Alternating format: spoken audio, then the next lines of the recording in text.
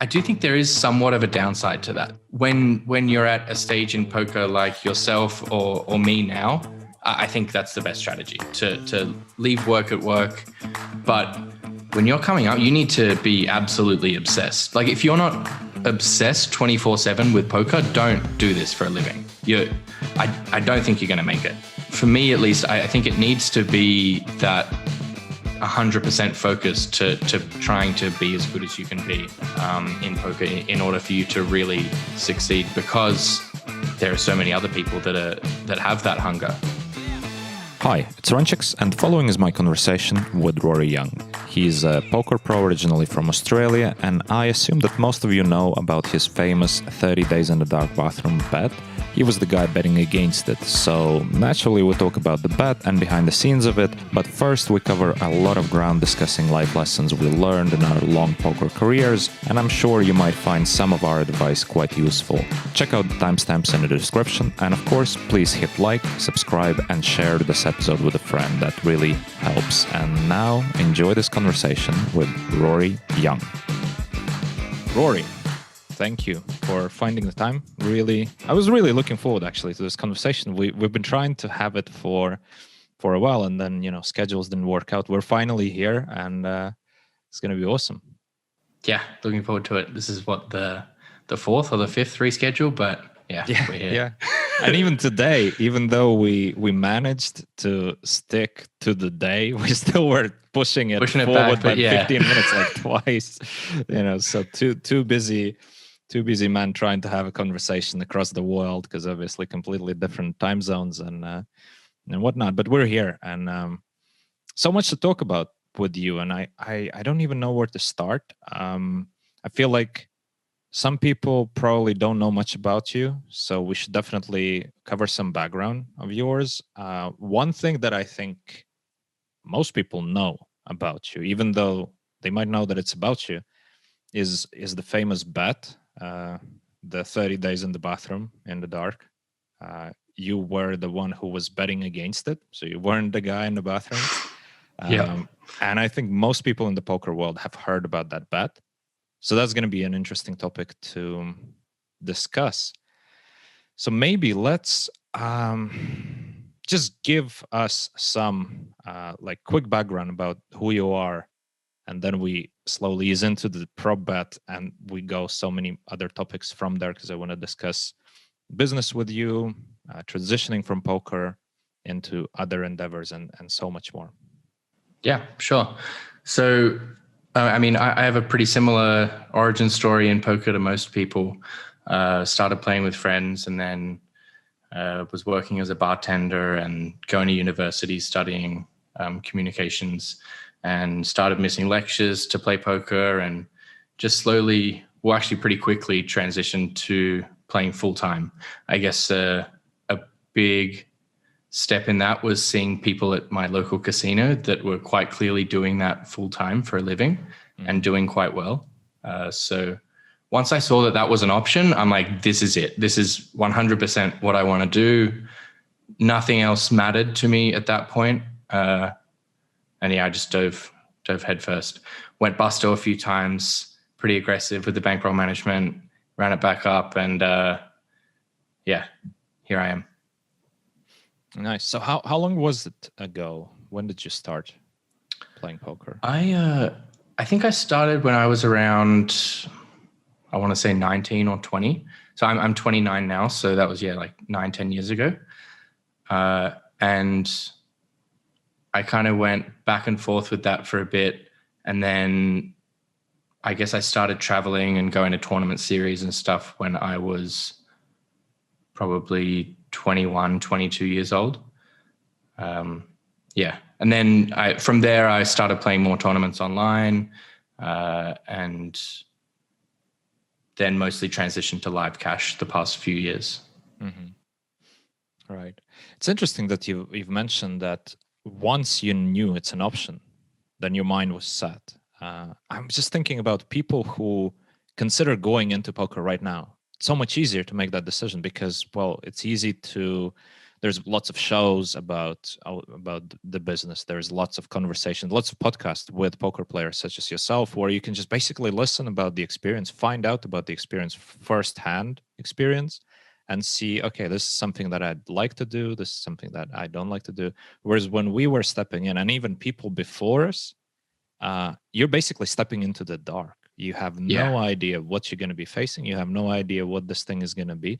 There's all the social stigma attached to it.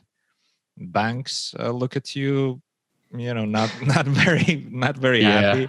Once they try to scratch their head and figure out what the hell you're doing, and can you actually have a bank account or not? All the stupid things like this.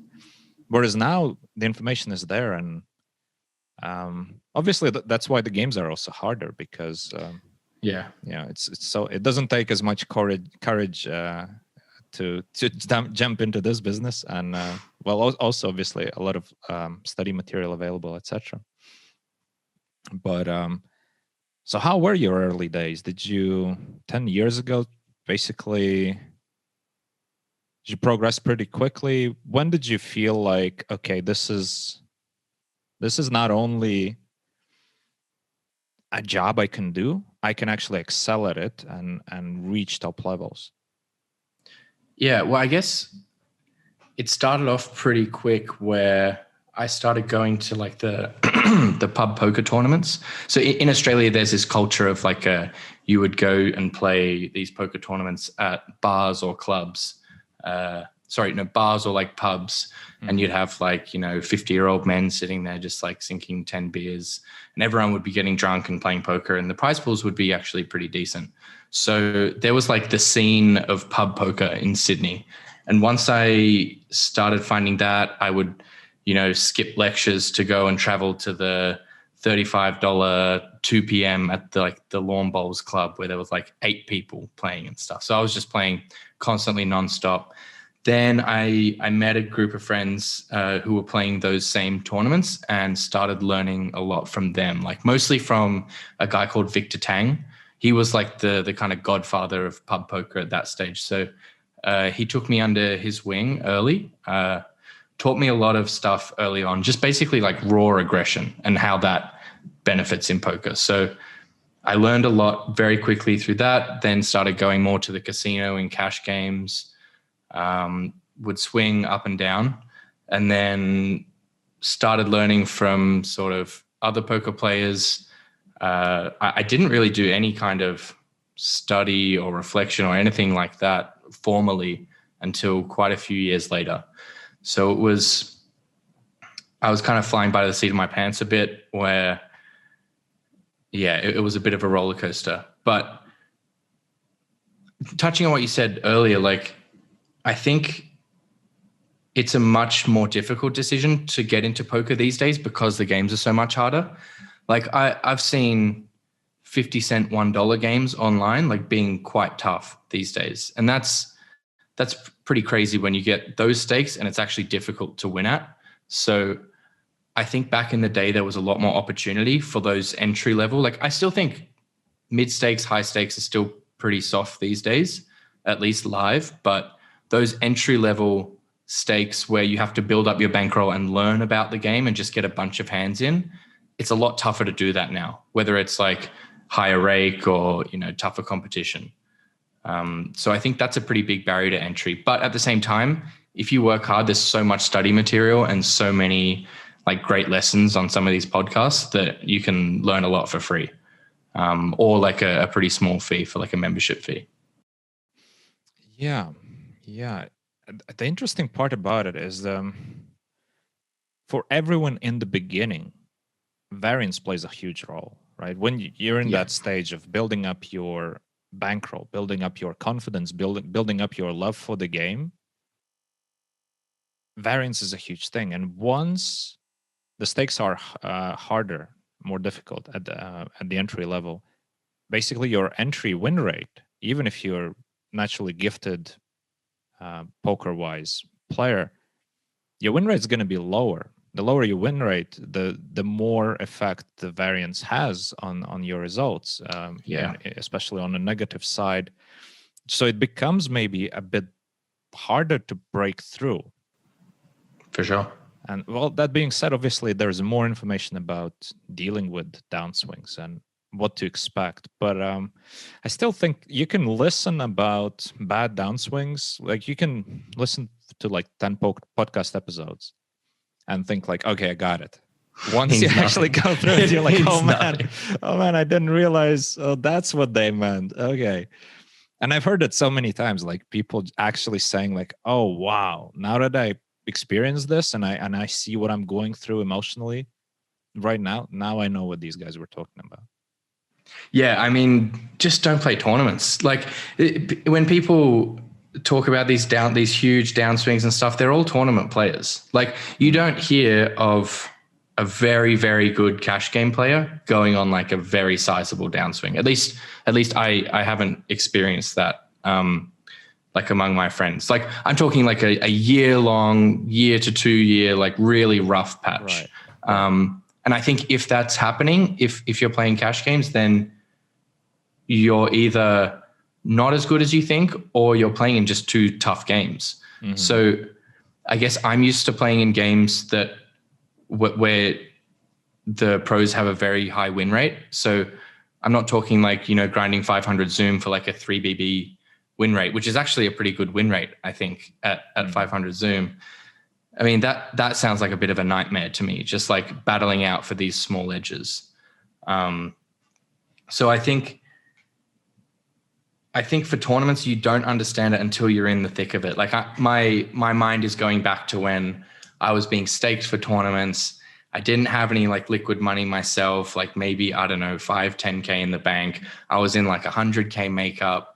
And it's rough. It's because you start doubting yourself. And then when you get deep, you're like, you have 2 minds. You're like, okay, I know I have to be aggressive and be clutch to win this. But then the jumps mean so much to you that it's hard to block that out. And like there are 2 or 3 people I know that I know block that out and like don't have to block it out because, I don't know, they have a pretty good emotional disconnect, but for most of us, that's close to impossible to achieve. Yeah. So yeah, it's easy to talk about, you need to do this, and this while you're on a downswing, but when you're in the thick of it, it's tough, man. Yeah. Mm-hmm.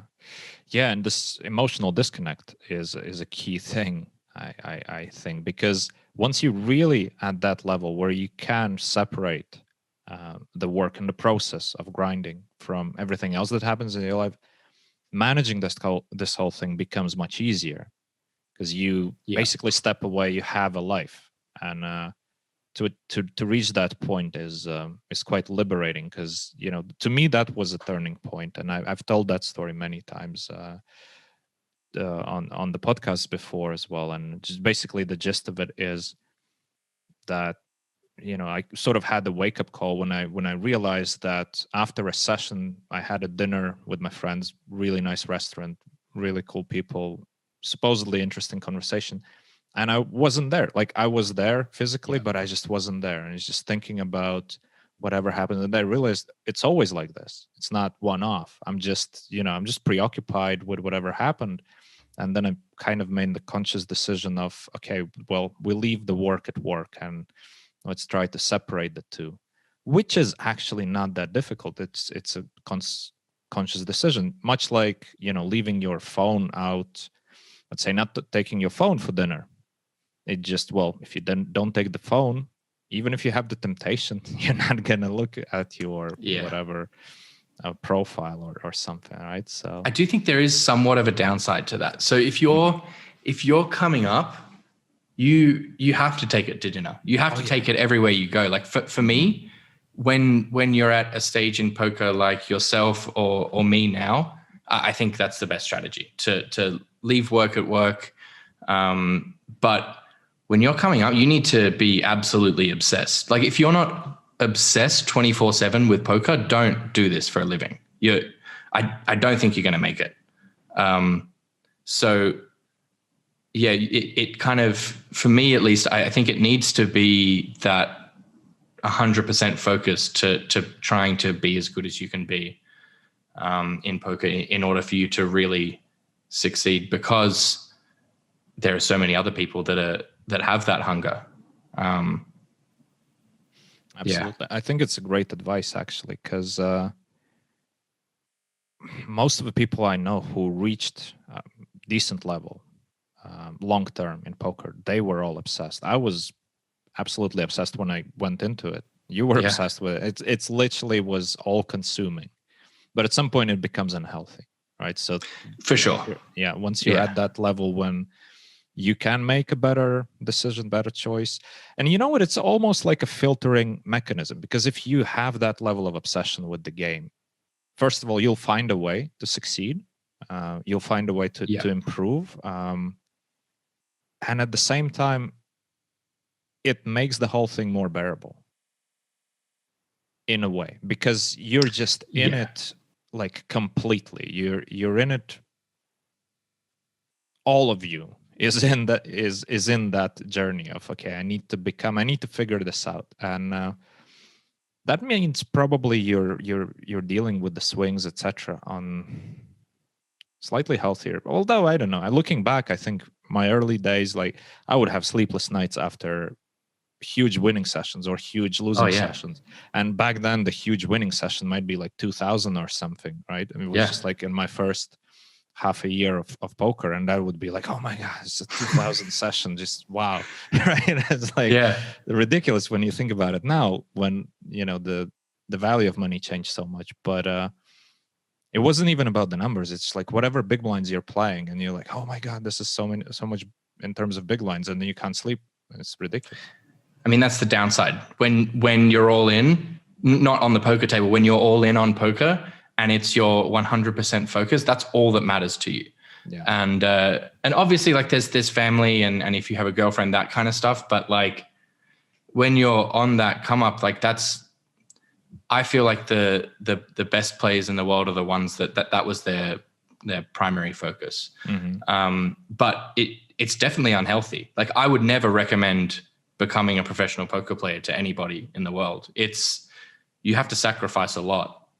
You have to sacrifice. I was very social, like in sort of like high school, when I was 18, 19, 20, that kind of period of my life. And I mean, as soon as I found poker, that nearly completely dropped off. And then like, granted, like when I was kind of coming up in poker, then I would meet poker friends who I became close with, and we would still go out drinking afterwards and that kind of thing. But it did shift, and because we were just always talking about poker, and it was just all revolved around this. So it's like when you're so heavily invested, like how can you separate the swings from your mental state when you're that all in? You can't, because it's all that you care about. But for long-term strategy, terrible for your mental health and everything. But I still see guys these days, like guys who have made a lot of money from poker, and like you see them playing these like live $1,000 tournaments, and like I know they have millions in the bank, but they're still out there, regging the 1K, 100K guaranteed or whatever on at the win or something. And I guess that's like the next level of obsession, because I don't have that in me. So yeah, there's people who truly, truly love the game, where it doesn't matter what stakes they're playing. They just want to keep learning and keep getting put in spots to try and figure it out. And that's where they would derive that value, from solving those problems, regardless of the money involved. Yeah. Let's dig into it, actually, because it is a thing that was boggling my mind as well. Exactly the same thing that you just described. And, people who clearly are not doing it for the money anymore, but still are doing it. And sometimes I just wonder, maybe they don't know better.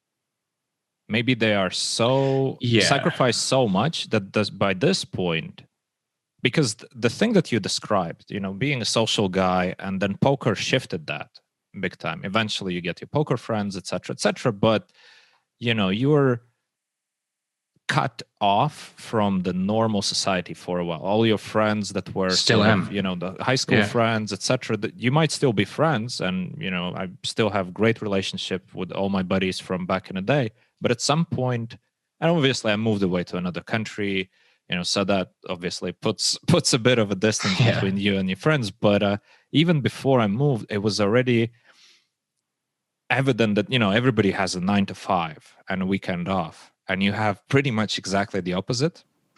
And even when you're off, you're still obsessed. So it's not a great thing. And so I don't know, maybe the people who are still grinding and playing those small bind tournaments, they just don't know any better. Like, because you're at some point, like, what else am I going to do? That's all I know. That's all I can do. That's the only thing I'm good at. So I'm just going to do that. Yeah, I think I'm thinking of a friend of mine who kind of reached, some like as high as you can kind of go in poker. And he recently made a very conscious effort to be like, okay, I'm going to step away from a bit, not retire or anything, like he still plays and stuff, but it's more like looking at it at his life in a segmented, like scientific way, like, okay, I want to get better at this. I want to get better at this. What are the steps I need to take to get better at this, this, and this? So removing himself from that comfort zone of like, logging on to the online tournaments, being the big dog, like that's what, having that feeling of comfortability and I guess confidence, and then deliberately putting himself in situations where he's uncomfortable. And I mean, to me, that was really admirable. Like that's a tough thing to do. It sounds easy in theory, but that's tough, especially in like, if you're not really strong socially, putting yourself in those situations is very uncomfortable, and just diving head first. And I mean, seeing his progress over the past, 6 months to a year or something has been pretty crazy. It's been awesome to see. So I think there are a lot of those overachieving poker players who stay in that poker lane because that's where they feel comfortable, that they've reached the top there. They're respected, they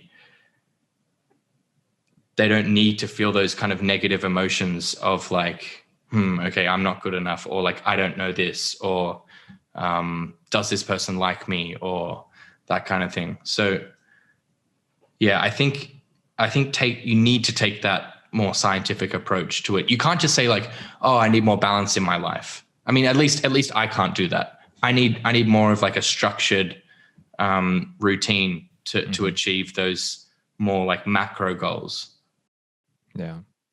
Yeah, and it's interesting what you said, and I completely agree that, as funny as it sounds, poker is comfortable. Once you're at the high level, it doesn't matter how high the stakes are. Either it's the cash games or the tournament. It doesn't matter how much is at stake. You're still very comfortable there, even if you're all in for a huge amount of money, because that's just what you do. That's who you are, and you've been in that situation over and over again, and you know the process. You know exactly what to do. You don't have a boss breathing down your neck. You don't have a customer to deliver to. None of that things. You're self-sufficient, basically, just doing your thing. And yeah, a lot of people just get stuck in that phase because it's very uncomfortable to, first of all, say to yourself, okay, I'm just going to step away, do something else, because it's stepping into the unknown, walking away from something.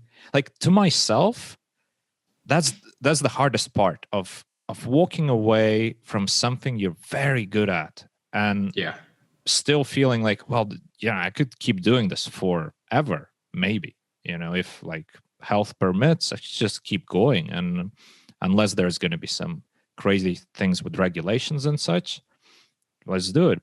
But at the same time, you have to think like, okay, to do something else, that's so uncomfortable, because like, am I going to fail there? How am I going to do it? So it's not only about, it's hard to walk away from the top somewhere, but it's also just in general hard to walk into something completely new. Yeah. And if we think about it, like some of the really successful high stakes poker players, I mean, they could theoretically, and everybody's saying, oh, you could do so many other things in life. Like you can do this, you could do that, so many other businesses you could pursue with your skills, with your experience. kind of yes and no, because poker is a unique animal here. Because like, once again, no customers, no boss, no nothing. It's just try find it somewhere else where you can basically just do your thing, right? Yeah, I mean, I think a lot of poker players would be terrible in business.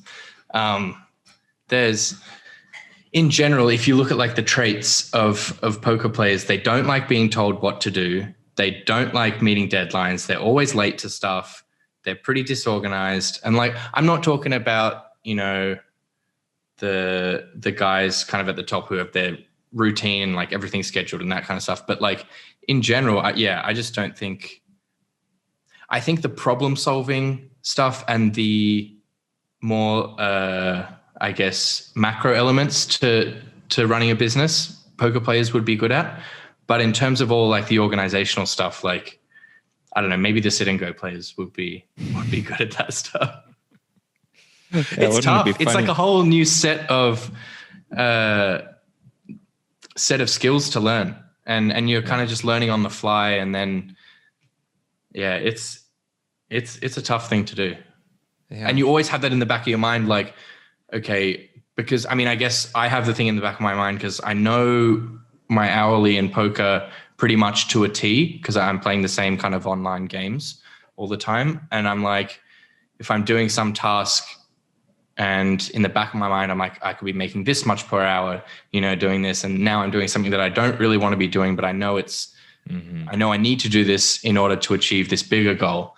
So you always have that in the back of your mind, or at least I do. So yeah, it's a constant struggle. Yeah, we're spoiled in that way because, spoiled and have bitten from a fruit of knowledge, so to say, of realizing that, your time is valuable and you can put a number to your time, in fact. And that's not something that a lot of people are used to, regardless of their profession. Yeah, well, that's something that I learned early on. I forget who said it, but I learned from someone that if there's something that you don't want to do, figure out your hourly, and would you do that task? Sorry, can you pay someone else less than your hourly to do that task? Yeah. That I kind of went by that framework for, I don't know, quite a while now, the past 5 years or so. Mm-hmm. It's obviously been a bit more expensive, but it makes my life a lot more streamlined and a lot, I have to put less effort into things I don't want to be doing. But I mean, even this way of thinking, I think, is flawed. Like we're thinking in the framework of how do I make the most money possible? And anyone who starts to make like good money realizes that that's a terrible way to make decisions. Once you get to a certain point, it's you get to this level, and I'm sure you've experienced this too, where it's like, and I'm not talking like $50 million or whatever. I'm talking like enough money to live your life and pretty much do whatever you want. And that can be different for a lot of different people. But you get to a point where you're like, okay, is getting this extra money making me happy? And I haven't run into any person that's ever said yes, like perpetually yes. Yeah. So I think that's like a truth. And I also think that it has to be learned. Like you can't tell that to someone who's like, grinding live 1-2 and say, listen, it's not all it's cracked up to be, because they'll just be like, fuck off. Like you're wealthy. You don't know what you're talking about. Like, so you need to go through that to really understand. Mm-hmm. Yeah, but also maybe, just maybe, because I'm not sure about it, it also comes with age. So it's not only the wealth, but the age, and not age physiologically, but probably like where you are in your life. Because, at some point you might have a family, you might have kids, and all of a sudden you realize, you know what, even if I make X amount per hour, I'd rather pay somebody just to leave me alone, and I can spend that 1 hour just, with my kid or with my wife or something like that, right? Whereas, for a young guy, no commitments, no family, to take care of, those decisions are just much easier, and you don't have to make those decisions, first of all. And so maybe that cutoff point where the money is not as relevant anymore is much higher, because sort of, again, like, what else are you going to do? Making money is fun if you don't have any other better things to do. Yeah, that's for sure. Yeah, so, well, speaking of business, because we sort of went into this direction, when did you start going into business? And we can talk a bit about what you're doing if you want, or just let's talk in general terms. First of all, when did you get into business? So sort of shift from poker full time to more entrepreneurship. Full time, I would say probably like midway through the pandemic. I don't know when that was, but it's just roughly like midway. But it's been a project that I've been working on for a couple of years. It's called Odin Poker. Basically, it's about giving access to like a large database of sims, because it's always something that's bugged me a bit, right? So you have guys like iCaxton, all of these guys with huge databases, and they can just constantly study these, check how they played this spot, how they played this spot. And these cost a lot of money to build at scale. So not only that, the user interface is quite difficult to understand. There's a lot of poker players who think, I want to study, but I don't know how, or I want to study, but I don't have the resources to be able to. So it's mostly just about solving that problem and providing users with access to like a large, high quality database. That's it in a nutshell.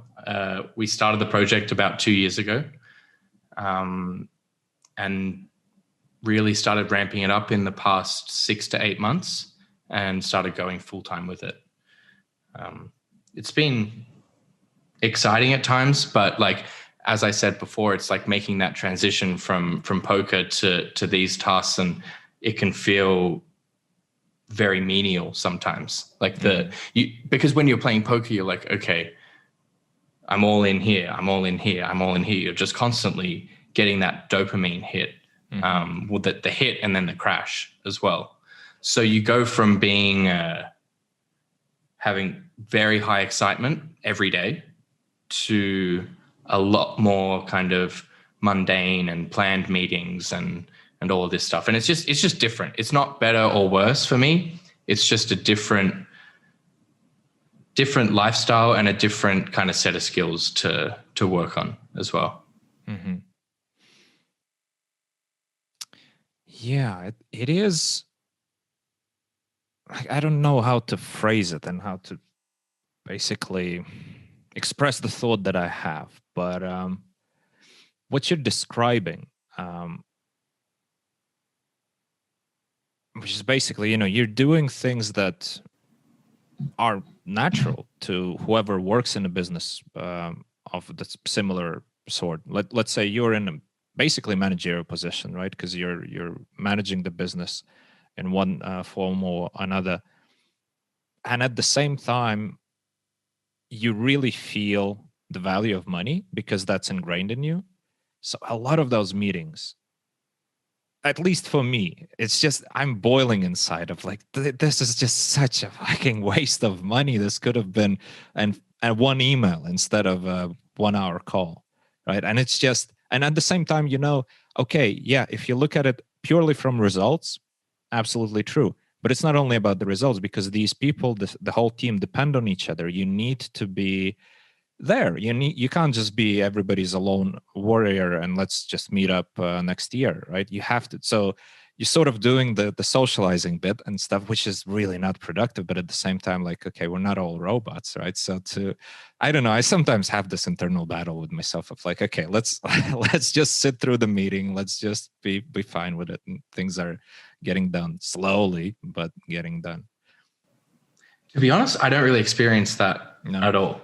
I think if you can make it just a text, or if you can make it just an email, then do it. Like, and I think other people value that too. I haven't really run into that where someone said, oh, like, do you want to have a call here? And then I've been like, no, like, let's just discuss it over Messenger or whatever. Right. I've never gotten real pushback there because like no one really wants to have those long-winded meetings and stuff. Mm-hmm. So I think maybe people enjoy when someone, you know, takes the initiative and they're like, let's, you know, do this, and this. Yeah. And that's what I try and do with my team, try and like, I guess, limit the amount of time that we waste on things that aren't contributing to our overall goals. But again, that's people in business aren't used to that. Like all of my partners are people in poker essentially. Mm-hmm. So we're used to this, you know, very informal, pragmatic way of communication. Whereas people in business, it's not like that. So yeah, I guess I've been lucky. Yeah. Well, wait till you have to deal with customers. then you see that's the wake up call. Well, our plan is to just push back the launch until you know we just don't have any customers. So yeah, exactly. That's one strategy. Not the best, but something that once again is more comfortable to just push it back as long as possible instead of you know, putting the baby out there and then seeing what's happening.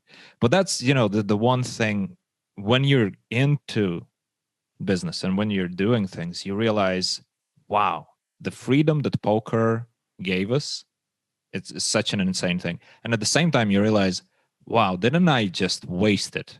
Because like I could have done so much more, as in extracurricular. Like, let's say I could have, you know, you always have these thoughts like, wouldn't that be great to learn? And you're always like, yeah, I'll do it later. I do it later. Well, guess what? Later, you don't have any time anymore, because once you have the family, once you have some other commitments, business, etc., you're like, every minute is precious. Every weekend that you can scrape is precious. Whereas, you know, before it was much different. But I guess, at least, I don't know how it's for you, but I realize now that I didn't value that freedom as much when I had it. Right. I think, what are some of the things that you would have learned if you could go back to when you were 23? What would you have learned in your spare time? Well, to be honest, I didn't even play poker when I was 23. I think I got into the whole scene when I was I don't know, 25-ish, maybe. Well, actually, maybe like, yeah, maybe 23. I don't know. Well, definitely not professional poker, right? So that's like, anyway, because of like, what am I now? 37. So it's a while ago. But it's not something that I would have learned, but it's more about just appreciating like taking the most out of that freedom, you know, seeing more of the world, doing the things which require more stepping out of the comfort zone, right? Like making that trip. And I mean, I've made a lot of trips. I've traveled to many places. So I'm not saying that, you know, I actually sat on the couch, didn't do any of those things. I just wish that I not only did more, because maybe I don't think I should have done more, but it's more, I'm saying that I should have appreciated it more. Yeah. I took everything for granted. And it was like, I don't know. I mean, it's just probably just getting old, you know, reminiscing of like, I wish I appreciated the life of what it was when I was younger, when I could stand up without, you know, making a noise and such things. But in all seriousness, though, I don't know. I just feel like we're so blessed to go through the poker career and just have this freedom and complete control over where we're heading.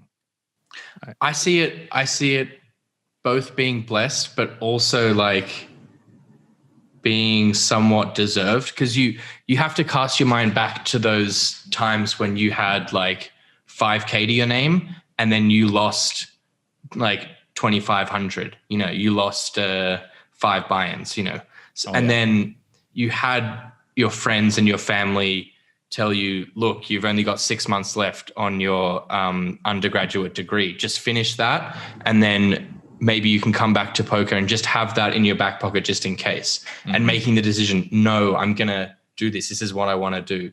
I think a lot of people quit before.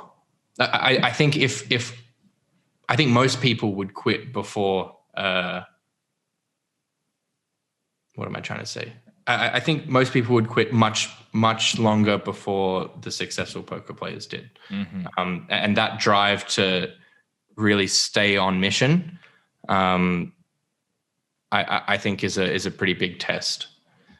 Like, we're obviously incredibly lucky in so many ways to, be born where we were, or to have like families that taught us how to live right. And blessed with a reasonable intelligence to allow us to be better at like a card game than the other person. So like there's obviously those starting advantages, but I do think it's a lot of it comes down to your will to, and how much effort you put in to succeed. And that succeed doesn't mean like, make $10 million or whatever. It just means get what you want out of the game.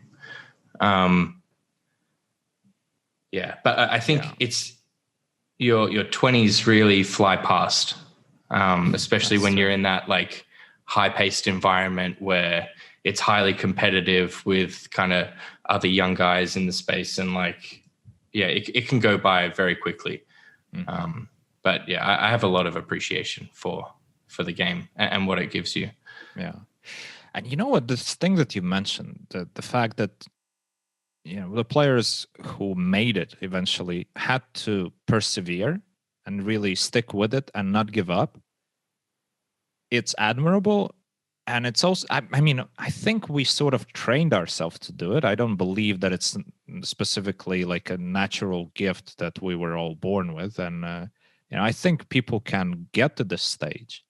But what I see in myself, I don't know how is it for you, but in myself, I see that in other areas of my life, in business and otherwise, I have the same quality, which is sometimes detrimental. The quality of like, I'm going to figure this out. I'm not going to quit. I'm going to figure this out.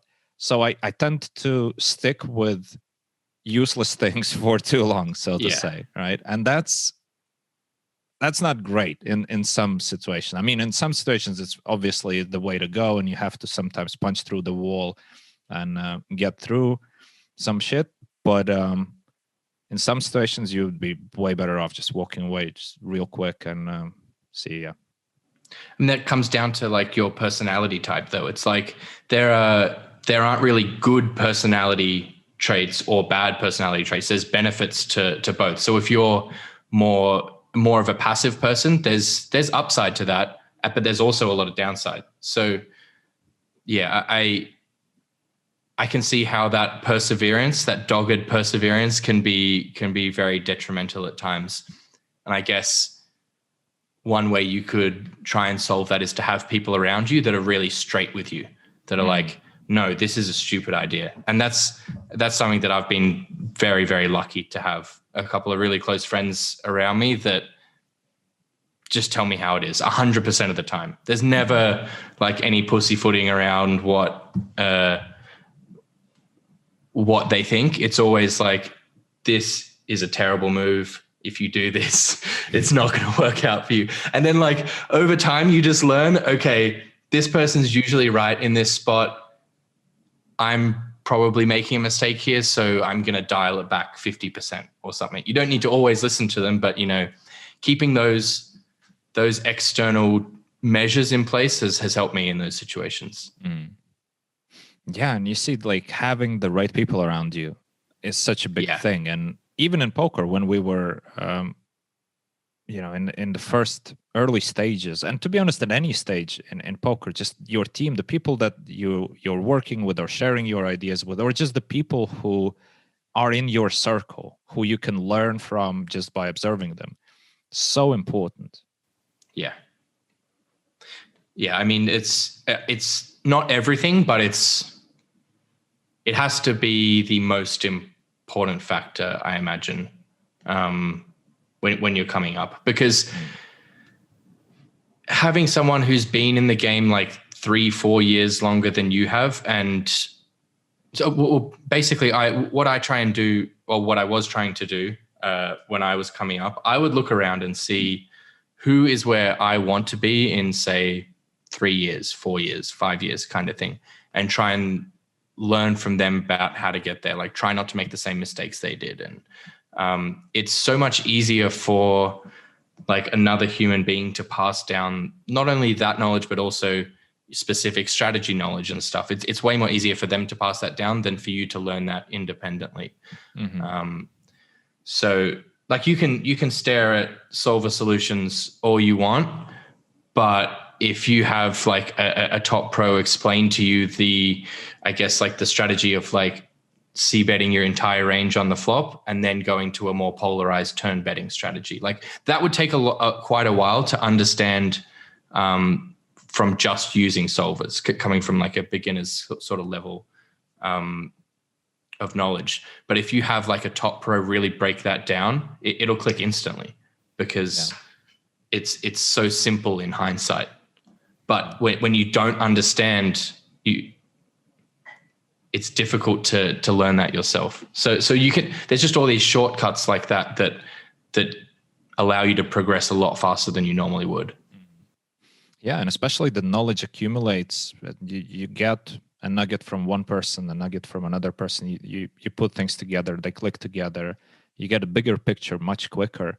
And plus, hopefully, if you have somebody, especially if you have a coach and you're getting an advice from a coach, hopefully they're also making a point of explaining why. Not just, okay, this is what we do, 100%, and then on the turn we're polarizing, but explaining the why, and hopefully explaining how it translates to other situations. So what's the first principle here? How can you use it in other situations when you're trying to figure things out from scratch if you don't have some experience to fall back on in some solver work that you did? Well, if they're not explaining why, then they're not a coach. They're just relaying like static information to you. So, I mean, that's a part of poker that I really don't like. There's just so many, like, for lack of a better word, like shit regs charging $200 an hour for coaching, and their advice is just essentially worthless, you know. Yeah.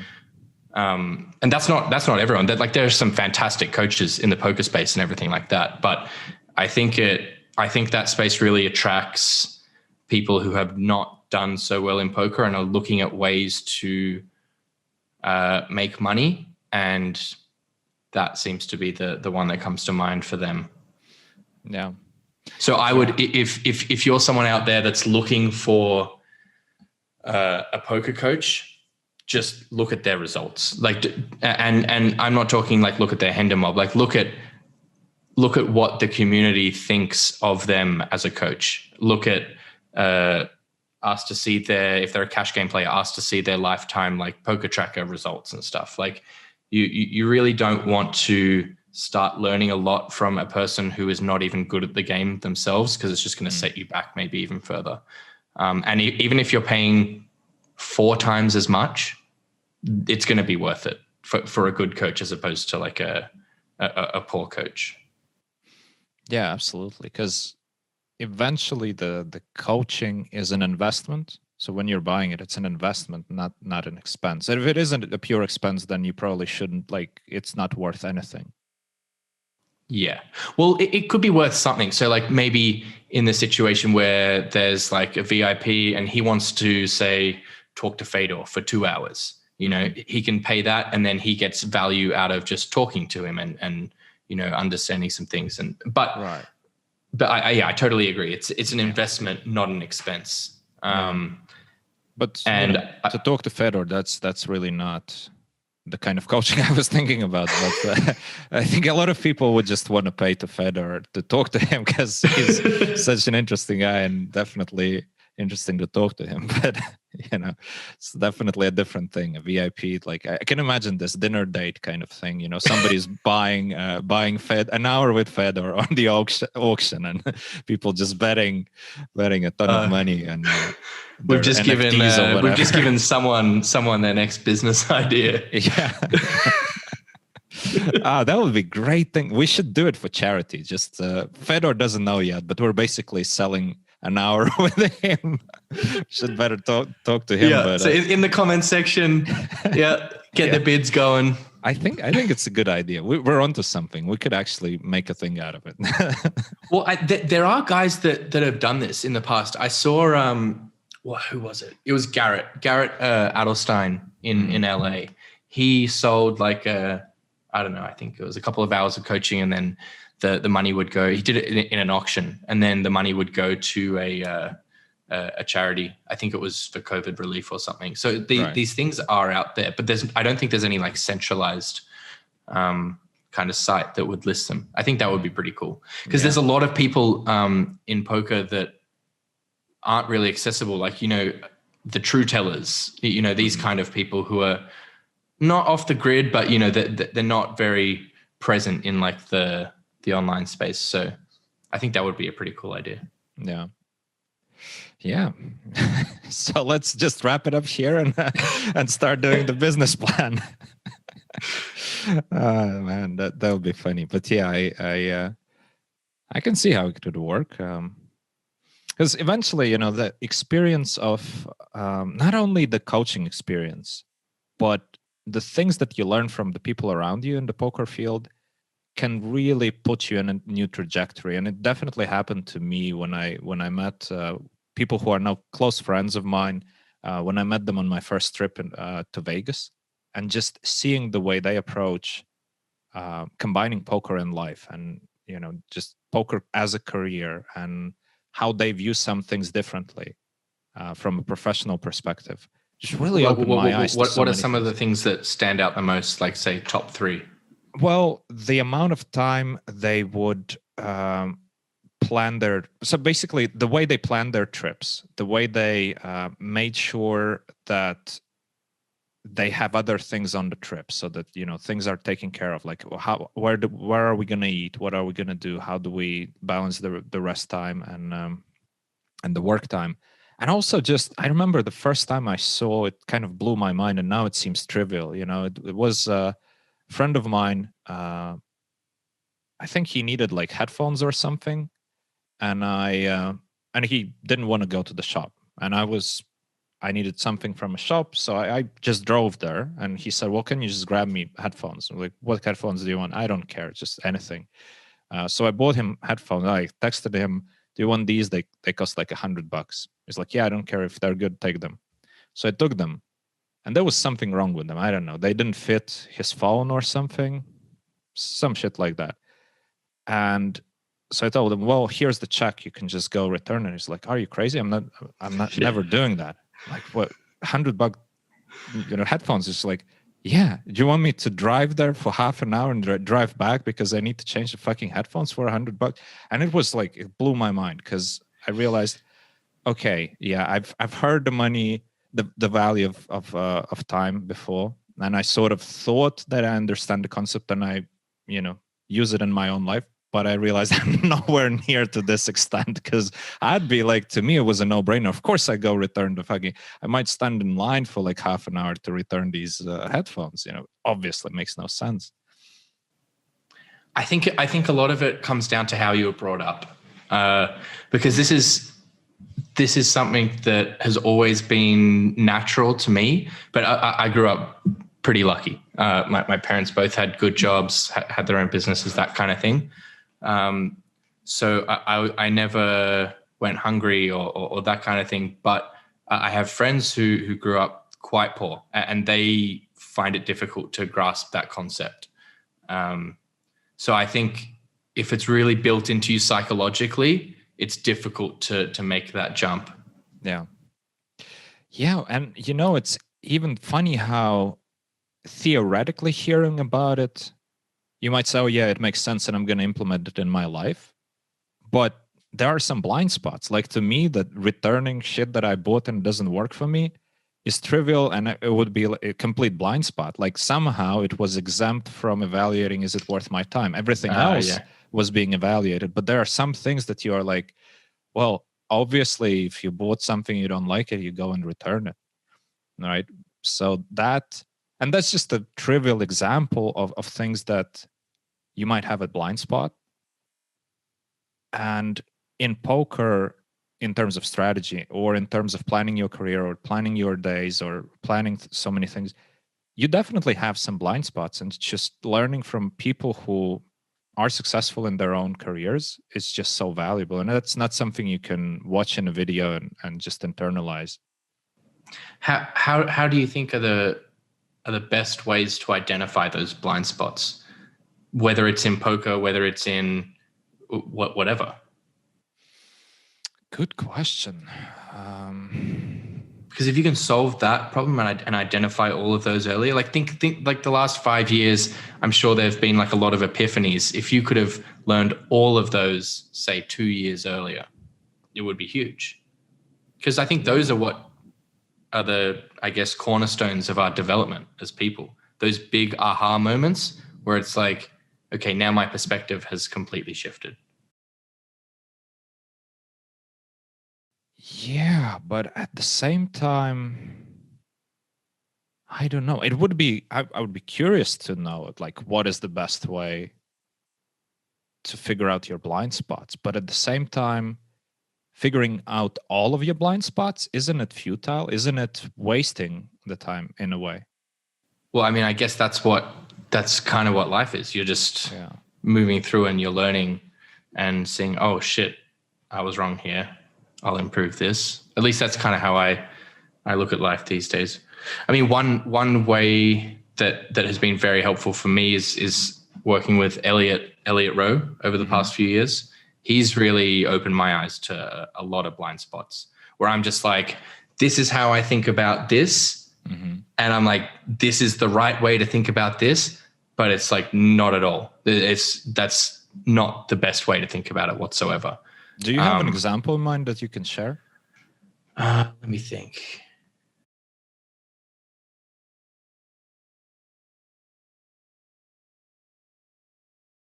So I guess one of the major reoccurring things for me in poker, where some of like my anxieties would come from, is like the fear of failure / like the fear of not being good enough, like comparing myself to others, you know. So when he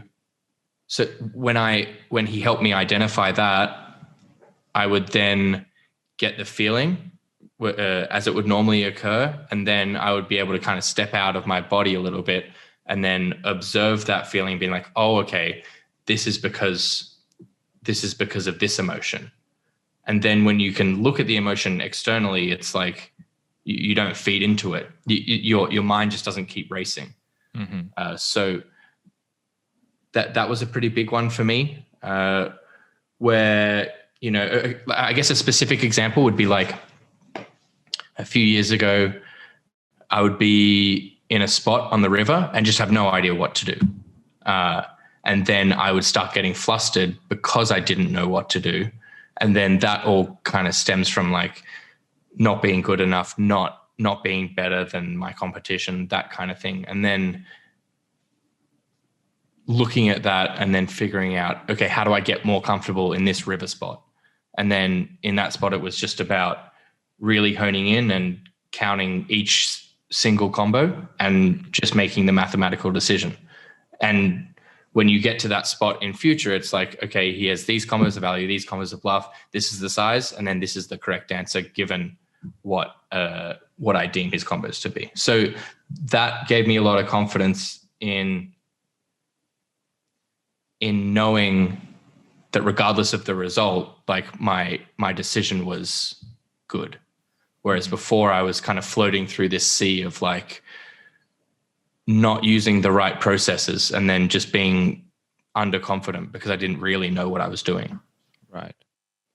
Yeah, processes definitely give you confidence in the process, ironically, right? It sounds stupid, but at least you have something to be confident about. Because if you have a process can be fine-tuned, process can be measured. You can actually see whether there's a flaw with your process, whether you know, on the other hand, if you don't have any process and you're just, you know, making it up on the fly every time, how do you see whether you deviate from what's good or not? How do you know whether you're on your A game or C game or whatever it happens to be in the moment? So process when making the decisions definitely so important. And I also like your first example that you've mentioned, even though that also has to do with the process of, identifying a specific feeling and then dealing with it in a specific way. But what I like about the example is what you described, like getting that feeling. Mostly we would just look at these things. Well, there's nothing I can do. It's just how I am. Like I'm anxious in specific situations. That's it. And to have somebody tell you it doesn't have to be that way is like, what? What do you mean it doesn't have? It's always been like this. It's always going to be like this. And to have that eye-opening experience of like, oh, I can actually do something about it. That is a beautiful thing. Yeah, I mean, there was a pretty long period in my life where I guess I identified as an anxious person, and then that is like self-fulfilling. But once you have someone explain to you that doesn't have to be the case, and you can do things to shift that, it's very empowering. Yeah, very interesting. But coming back to what you were asking earlier about.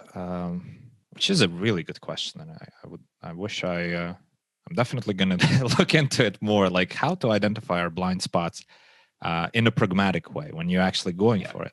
And I still think that maybe just devoting yourself to it, of identifying all the blind spots now, is just a bit too much. It's like, equivalent thing would be like, okay, let's study flops, a theory on the flop. Like we're studying small blind 3-bet against button, and let's go through all of the possible flops. It's too much. You don't need to go through all the possible situations. At some point, the returns from the new information are really diminishing, right? So probably the same with the blind spots. It's okay to have some blind spots. It's okay to have. So probably the better question is how to identify if you have major blind spots that either set you back big time or hold you back from achieving more. That would be a very interesting endeavor. But what I wanted to say about it, I recently was reading the Skin in the Game by Taleb again, and I think it was the quote from him that he said the most valuable advice he ever got was not to hire an assistant. And I was like, hey, wait, what? Not to hire an assistant? Because we were earlier talking with you about how important it is to just delegate everything that is under your hourly. And at some point I had an assistant, which I was, I offloaded a lot of shit that I needed to do, a lot of administrative stuff. And I had an assistant for that. Eventually it didn't work out because it just didn't work out. And then sometime later I read that quote from Taleb and I thought, like, why? And his reasoning is that very often when we have the outlet for delegating stuff, we don't question whether stuff needs to be done. Right? Because imagine like you have some administrative stuff to take care of. Mm-hmm. And you have somebody who's going to do it for you for a very reasonable amount of money. You're never going to question whether that stuff needs to be done at all. And oftentimes just eliminating unnecessary work is going to increase your productivity and also keep you on the right track, which is the enjoyable track, where you're doing the things that you actually enjoy doing and the things that you want to be doing. Couldn't you combine them though? Couldn't you still have everything come through you and then make those decisions whether this is worth your assistant doing, and perhaps use somewhat of a rule where it's like, if I didn't have an assistant, would I do this? If yes, send to the assistant. If no, go away. Yeah. But like, I think it's such a general rule. Like, I mean, tell fucking Elon Musk not to have an assistant. Like, go ahead, Nassim. Like, okay. Like, no, it's true. But what I was saying is not that, okay, well, Taleb said, don't have an assistant, so let's nobody have an assistant. I was just saying it's an interesting parallel there. Just got me thinking about the same thing of, looking for all the blind spots is probably not a good idea. And delegating everything to your assistant is not a good idea. So finding that balance where you're more self-aware of, basically, so the bigger question, how to be more self-aware, right? I guess we're getting somewhere. And we could pay Fedor for an hour of his time to see his opinion on the subject. I'm sure he has some insights there. I had a friend who said something to me the other day, and I want to see what you think about this. He said, the people who think they are the most self-aware are generally the most unaware of themselves. What do you think about that? Wow.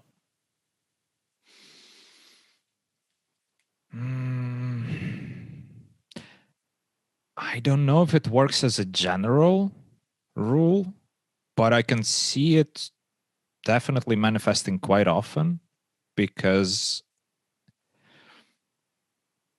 it's hard to imagine somebody who is truly self-aware to a very high extent in a modern world. If they're actually, if they have it, unless they're like a monk meditating on the meaning of life, all of their available time, it's more likely that we're just drifting through the day and drifting through our decisions based on who we identify as. So I could see it work, that if somebody has the audacity to say, oh, I'm really self-aware and I got to this level, then maybe they really just didn't dig deep enough, and they were satisfied with the first sight of whatever they decided, okay, that's me, that's who I am. Because so many of our decisions are basically floating down the river of who we identify as. Oh, I'm a poker player. So what does a poker player do? Well, wake up and fire up the tables and off you go. Right? And that makes life easier. If you every day you had to make a decision, do I brush my teeth today or not? Jesus, man, how do you get through the day, right? Because there's so many decisions. But if you identify as a clean human being, you probably know, okay, well, shower is in order, cleaning my teeth is in order, all of these things which shouldn't be questioned, right? But unfortunately, because we get into the habit of not questioning a lot of decisions, we just get into the same rat race in a way. The 9 to 5 is a clear example where you just, you're stuck at a job that you hate, and you're stuck at it for too many years because you just don't even wake up to make a decision of, should I change the job? Should I look for something else? It's just, well, I'm a secretary. This is what I do. I hate my boss, but it's fine. I get my paycheck. I watch Netflix. It's that's insanity to me. Like, truly, not that. Like, if you hate your boss, why would you dedicate 40 hours of your week to making his life better? Like, that's such a crazy concept to me. I guess it's but I don't know what's going on in the job market. I don't know how difficult it is to get a good position and stuff these days. But I guess if you hate what you're doing, then is that a good position? Probably not. Like, is that a good position for you? Then probably not. I would much prefer to make How many poker players do you know who hate poker? Like, infinite. Why are they doing this? It's the same thing, right? Yeah. It's the money. Yeah, exactly. It's the same exact thing. Like, they think like, oh, I don't have a boss, but especially if you're a tournament player, you're a slave to the schedule. 100%. You have these like 5-minute breaks every hour. You can't just end a session because you have 20K in buy-ins or whatever you have up on the screen. I feel like, and also if you're staked, like you have a backer to answer to. And I think people are, especially in tournaments, are much less autonomous and free than they think. And this is something I've spoken to a couple of friends about. Like, there are so many people just going through the motions of like turning up to play live cash. You know, they get this hand in this position on this board texture. They know I'm going to bet small here. Like it's so far away from what how you should be approaching the game that, and people just assume like, okay, just because the solver says this action is the best, it means it's the best. Like, I think people just get very lazy with that stuff and then just start going through the motions. And because they're making $100 an hour or something, they're like, this is good. Like, this is what I should be doing. But if like they tweaked a few things, like they could be making $300 an hour or 400, you know? So I think I don't know about the number, but there's a very high percentage of poker players that are doing that, because really it's not fulfilling being a professional poker player, at least in my experience. It is to an extent where it's like, you know, you satisfy that ego of like the competition and, you know, making more money than your friends in traditional jobs and that kind of stuff. Like there's that. But at the end of the day, I mean, we're pretty much like exploiting people's gambling problems. Like I definitely understand that position. Like if someone came up to me and presented the argument that being a professional poker player was unethical, I think I would lose that argument. But you know, I think that's where a lot of these feelings come from, where there's no real genuine fulfillment from playing poker. Like there's this carrot at the top where it's like, you know, if I get to these stakes or if I make this amount, then this will feel good. But I mean, who do you know that's become completely fulfilled through achieving what they wanted to in poker? Good question. Like just playing poker. I think there's a lot of fulfillment in like, you know, say coaching and helping other people in that way. But for me, I find it rare to find someone who's like really happy with what they've achieved in poker. But at the same time, is happiness supposed to come directly from your profession, or is your profession supposed to enable you to have happiness? Because I definitely know a lot of people who, through their poker career, while still being active players, found that it enabled them to have a fulfilling life, right? Both financially and in many other aspects as well, right? But I think that's actually healthier when there's a separation between who you are and your identity and who you are professionally. When those two become one, which happens a lot with poker players, because you ask a poker player who you are, it's just like an immediate answer, I'm a poker player, instead of, you know, I'm a brother, I'm a father, I'm a son, whatever. Those things are not even on the list most of the time. Like there's that's gone. And just poker player, that's what I do 24/7. That's who I am. And that's somewhat unhealthy, but probably also for most people, it's a phase that you go through. I mean, I've been in that phase, you've been in that phase, that obsessive phase in the beginning. I mean, there's no other way to go through the early years in poker, I guess. But so I'm not even sure if that fulfillment has to come specifically from poker. I personally think the first option that you said, like, I think fulfillment should come from your profession. Like, I think, I mean, even the word profession feels wrong to me. Like that, to me, it's just like, in life, do what you want to do. Mm-hmm. And just like, I don't see it as like, you know, when I log off online and I, you know, get into bed and I'm winding down for the day, I don't think like, okay, I'm done with work for the day.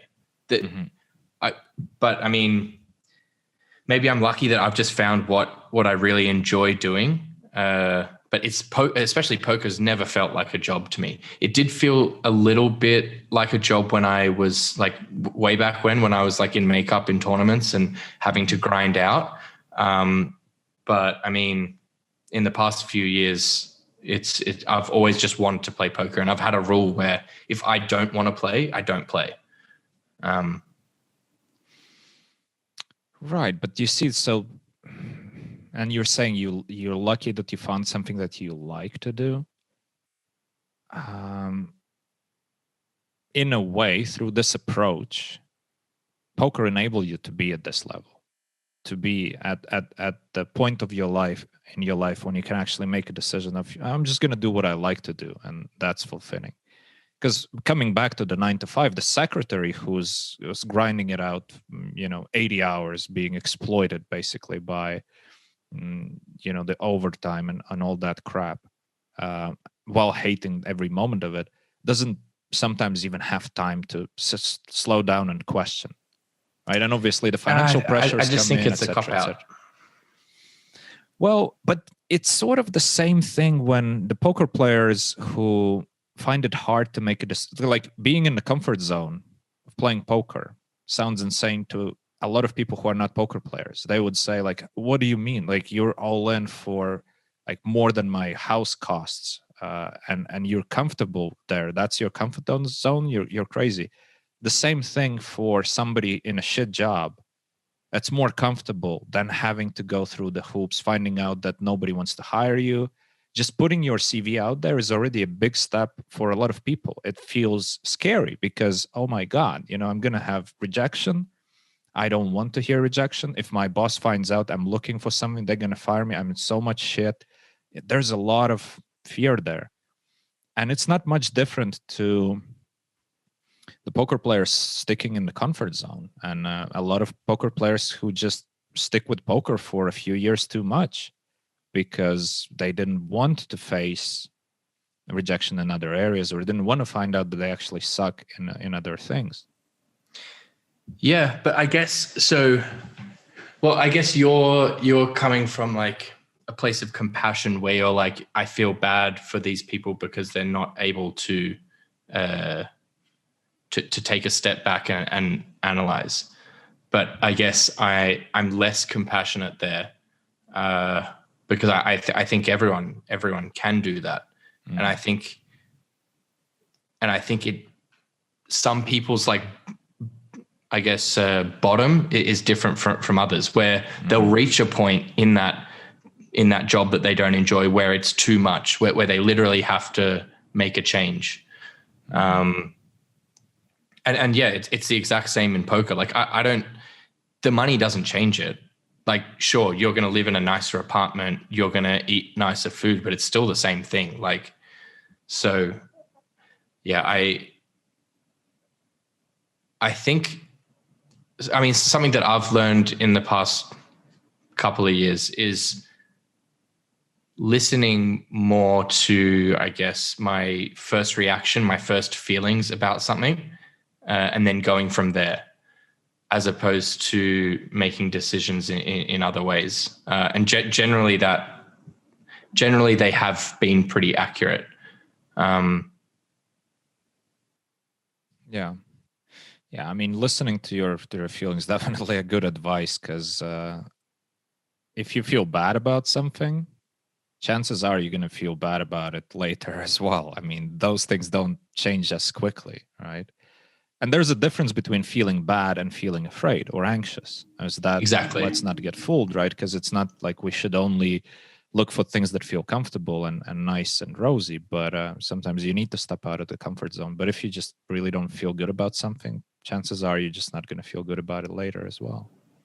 Yeah, I mean, like an example, like yesterday, I was feeling a bit overwhelmed and took a walk, and I was just walking down the street like a lunatic, just talking to myself and just basically working through what I was feeling and figuring it out, and trying exploring different areas of my life and different relationships, and like checking in with like, okay, how has my relationship been with this person recently? Okay, it's been good, but this, and this.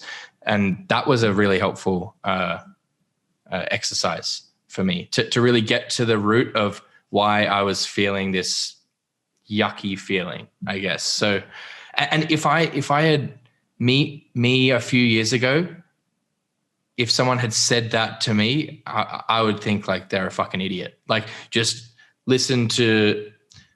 think about things logically.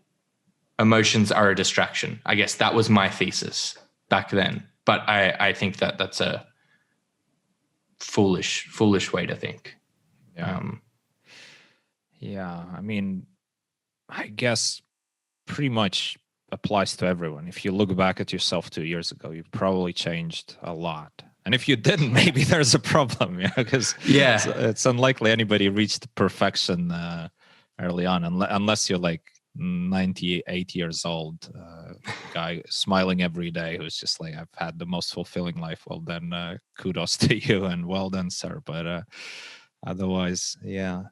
And coming back to what you said about, the insanity of a secretary, and I don't know why I picked on a secretary, like an imaginary secretary who works 80 hours a day, not a day. Sorry, that's a bit much, but 80 hours a week and hates her boss. But coming back to that example, I agree with you that anybody can do better, and anybody can make a decision of like, okay, I'm going to overcome these challenges, these obstacles. I'm going to overcome this fear, and I'm going to go for it. But sometimes what you need is a guy like Elliot Rowe who's going to, open your eyes up to like, this is not okay. It's not okay to feel anxious in this situation. I mean, it's okay to feel anxious, but it's not the only way. You have a choice. You can do things differently. So that eye-opening experience, a lot of people don't have it. Unfortunately, a lot of people don't have a lot of success, and they surround themselves with other people who are also in the same shithole. And then it's not only that people don't want to push you to like, come on, you can do it, because everybody's in the same. They want to bring you down, and they want to keep you at their level. Yeah, because if somebody breaks out, puts pressure on you to break out, and you don't want to do it. You'd rather sit on the couch, drink some beer. Don't get me wrong, I sit on the couch, drink beer all the time as well. But at least I have a nice couch and I actually enjoy my beer, and that's a conscious choice. But yeah, I mean, you see that in poker quite a lot as well. That bringing people trying to bring down others and talk about their game, and I'm guilty of it. I think nearly everyone is guilty of that, of going to the critical viewpoint of other people's games and stuff. Because if you see, like, if you're playing a tournament and you're playing against a Damo and he's just like, he plays a hand a bit funny and you don't understand why he did it, you can say like, oh, look, he fucked this up. This means that, I'm not that far off from being as good as him. But, or you can see like, okay, why did he do this? This is weird. Like, try and figure out why he did this thing. And like, it's easy. It's much easier to do the first one and just say, oh, what a blow up or something. But in the long run, it's probably not gonna help you. Yeah, and the first one, I think we will start seeing, I guess, more and more valuable content when it comes to mindset and just philosophy and psychology and all of those things through YouTube and all that. I think there's been a huge demand. I mean, look at guys like Jordan Peterson, Naval, these kind of people who, I mean, they're giving a ton of value to millions and millions of people. And I mean, you can take a cynical approach to looking at that as well. But I mean, you can be cynical about everything and poke holes and everything. But if they're bringing value to millions of people through YouTube videos, I mean, they're doing something right. Like, yeah. And it's funny, you can take a cynical approach. And how many people basically hate Naval for like, oh, you're saying you're so happy? Like, it's so annoying. You're always happy. Like, shut up about it. Like, I mean, how can you hate the dude? It's wild. The dude's saying like, I'm so happy and I want to share with you. Like, he doesn't need to do it. He has better things to do. He could probably also enjoy a beer on the couch, right? Instead, he goes through the hoops of, recording material and sharing it with people. And then you'll be like, fucking happy all the time. So annoying. But you even see, I mean, I even saw a while back Ike Caxton taking a dig at Naval on Twitter for, I don't know what he said, but basically he was just like, the goal of like this billionaire, giving this advice to these people. And it's like, yeah, you can take that attitude, or you can look at what that advice is. And I mean, I think it's very evident that he is a massive net positive for millions of people. Yeah. So why go further than that? Why try and focus on the 2% of like negative things that you can try and figure out about the way he approaches things or the way he speaks and that kind of thing. I think it's just I used to be very, very cynical. So when I see that attitude, it reminds me of how I used to think, and it's just not helpful. Yeah. And it's sort of the same human condition, I guess, the same thing of, us sometimes taking the cynical view on fellow poker players and hating them for succeeding sometimes. I think it's especially true for tournament players, less so for cash game players. But I've seen a lot of tournament players get bummed out when they see somebody win the tournament, and the sort of feeling, it could have been me, it should have been me. Yeah, right? But those people, it's not going to be you. In general, those are the guys that are generally not going to win the tournaments. And I mean, I've been as guilty as the next person of shit talking players and being like, oh, like, fuck, this guy's so lucky. Mm-hmm. But I mean, it just comes from I guess you're in this hyper competitive environment and you need to be validated, especially when you're younger. You need to find things that validate that you're good at poker, that you're winning in these games, and in cash games, like, everyone knows, like, there's nowhere to hide in cash games, that you can maybe hide for 20,000 hands or something, but like, you sit down and you play 200,000 hands, we're going to know who's best, like, who's better, whereas in tournaments, you can go 10 years and, I mean, yeah, we just don't know who's really at the top, and yeah, it's a lot more difficult to determine. But that's why tournaments are great as well, So I think if you just shift your attitude to like, okay, this guy is winning this tournament, this means that he's going to have this money to give back to the high rollers now. This is great, Yeah.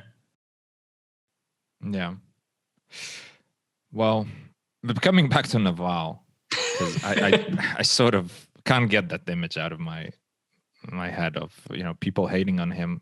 And what you said is so true, that whatever the guy is doing, whether you agree with it or not, it's not positive. It might not be for a specific guy, because like, obviously his audience is not 100% of all people. And the unfortunate thing with internet nowadays, it's so easy to stumble upon things. Like, hell, somebody might listen to our conversation and like 3 minutes in say like, oh, these guys are full of shit, I don't want to hear from this, this is bullshit. Well, good news, you found out it's not for you. All right. Also, if you listen to this far, we're like a bit over an hour in our conversation. If you got this far and now you think like, oh, this is bullshit, and why the hell did you waste an hour, right? Because you get these people as well. Like, they would listen for an hour or something and just say, well, in an hour and 20 minutes, you said this such a thing, and I completely disagree, and I think it's bullshit. Cool. If you want, let's have a discussion about it, but or something. But also, maybe not all of the material is for you.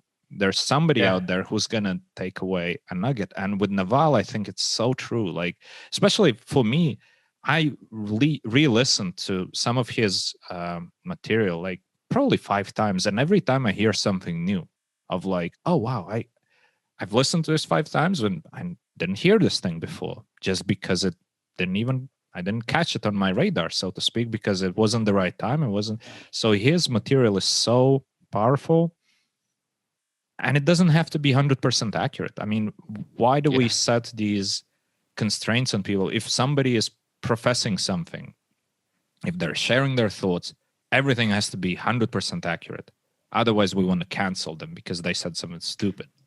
Especially in like long form podcasts and stuff as well. Yeah. Like that's the beauty of it. You get to see people formulate thoughts on the go.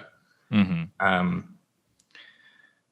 And holding people to these, I mean, it's gonna revert eventually. Like it's not with all of this nonsense about like canceling this person and this person. Like it's not sustainable, because eventually it gets to a point where they're coming for people that you love. And like, I mean, it's my view on that. I was pretty not involved, but I was a keen spectator of how this would play out over the past couple of years. And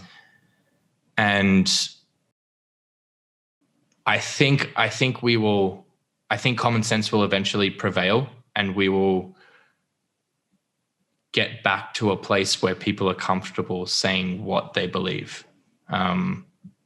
I don't see it progressing too much further in the direction of, you know, catering to the mob and that kind of thing. I think for corporations, yes, that will be true. But for individuals, I think it will be, they'll care less and less and less what these kind of outrage mobs care about. Because the further it goes, the more people they start to ostracize. So like they go more and more mainstream, and the infractions become less and less severe, that, you know, they suddenly just come for everyone. So yeah, I don't know how quickly we're going to get out of this cycle, and it's going to be back and forth. I think we're going to drop back a bit too lenient on things people are saying, because people have to be accountable for some of the shit they're saying, especially the racism stuff. Like today I saw something from Ian Wright. He's a ex-football player and now a presenter in British TV. He's a legend, and he shared some of the racist abuse that he's getting on a daily basis on Twitter, and it's fucking horrible. But the point from just like random accounts and shit? Yeah, random accounts, or even not random accounts, like real people who are trackable, etc., etc. But the thing is, there is no enforcement. There's no penalty for them. There's nothing. They're like they don't even get a slap on the wrist, and it's horrible, because some of the things, you know, the thing that he shared, and if anybody's interested, just look it up. It's fucking horrible, right? Even if you don't feel strongly against racism or any other thing, if you're a human being, you'll probably be like, oh my God, this is fucking insane. Like, how can you? And for a guy to deal with this on a daily basis, like some fucking asshole somewhere wakes up and thinks like, oh, I know what I'm going to do today. I'm just going to send a fucking crappy message to Ian Wright. That's going to make me feel better. It's so wild. It's so wild to picture that person and like picture their daily routine. Yeah. Like, I mean, I'm not on any social media, and that's one of the reasons. It's just like, you just deal with deranged fucking people. Like they're genuinely deranged. And I think Twitter is probably the worst for that, because you can just comment and then all the comments are there, and there's the way that they filter them. You just get like, I don't know, say Elon posts something, and then you get another like very smart person post here, and then it's just like some absolute rot right after that with like 2 likes. I don't know how it gets to the top. So I mean, that part of it is definitely broken, and I mean, the tech's going to fix that. Like it's not unfeasible to like fix that problem. But in terms of like, you know, censoring what people can and can't say, that's a kind of a different story. It's like, how far do you want to move the goalposts? Like, I think everyone except maybe, I don't know, 0.1% of people agree that you shouldn't say the N-word, right? But when you start, when everyone agrees that that's not okay, then you start moving towards stuff that say 80% of people think that it's okay. So like, where's the threshold where it's like, where it's cut off? And Yeah, I mean, like they are a private company, so they can offer their services to anyone and cut it off from anyone. I get that. But at the same time, it's just they're such a monopoly these days that it's not so clear. It's not so clear where the law stands on that. That's such a tough thing to figure out as well, because like from one perspective, I feel like language should be exempt from censorship. Like you can say any fucking word you want, but you have to be accountable for the context. Yeah, that's right. And I feel like there's a language police now just going absolutely apeshit, especially in the United States, where, you know, you say, like, hell, I mean, this probably doesn't make a daytime TV in any format, right? Our conversation, generally reasonable conversation, I probably use the cuss word like 3-4 times, whatever, maybe more. Somebody's going to count it in the States, I'm sure, right? But it's ridiculous, right? At the same time, you know, you can dress up a completely toxic piece of crap thought in nice words and nice language. Yeah. And that's exempt from it. That's bizarre. Clearly wrong, because let's focus on what people are actually saying instead of, you know, which word they're using. And just because your religious group doesn't, you know, feel like this word that exists in your language should be used under any circumstances, and you have a problem with your head.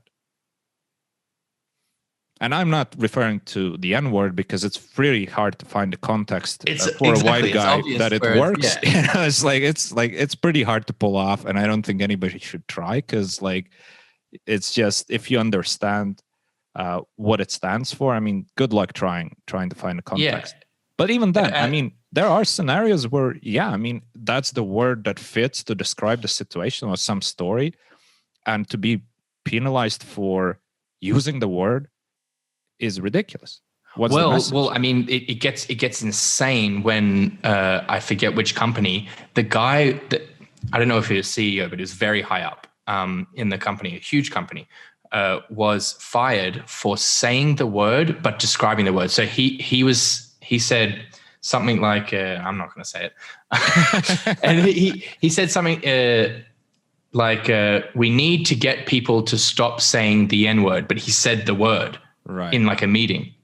So he wasn't even using it in any kind of context. So, and then he's fired. That's insanity, obviously. But like any rational person knows that's insane, but it still happened. Yeah, I mean, the world we live in. It's going to be interesting. I mean, obviously it's a new thing. The technology ran way ahead of our development as a social species. We're not used to, I mean, this perpetual record, it's a scary thing. Like, imagine, it was not long ago, when I was a kid, I could say a lot of crap that there's no record of and no recollection. And if somebody said something crazy, go fucking prove it. You have, and that's a comfortable world to live in. Whereas now, even kids in like primary school, they like everything's on record, you know. So one day you're running for president and somebody's gonna pull out like, hey, you know, when you were 12 years old, these were your views on racism, and I'm sure they have never changed, and you are just a fucking pig, and you know, you can't be the president. Oh man, it's ridiculous. But I mean, so culturally, I come from Australia, and I can't think of anywhere in the world that's more, I guess, like vulgar or colloquial with language. Like the word, can I say? Yeah, I can say it. The word cunt, the word cunt in Australia has a completely different context. Like, so you can say, like, one of the best compliments you can give someone is you're a sick cunt. That means like you're an absolute mad dog. Like, you're the champ, you're the man, you're a sick cunt. Right? Maybe for people listening, if you're traveling to Australia, don't try it in the border control. Like, no, you can. No, if you say that in the border control, the guy will laugh. I guarantee it. So, but then conversely, one of the worst things you can say is you're a dog cunt. Okay. And then so you're just changing the prefix, and it's gone from one of the best things you can call someone to one of the worst things you can call someone. And then if you use the word in any context in the United States, it's like, you know, the worst thing ever.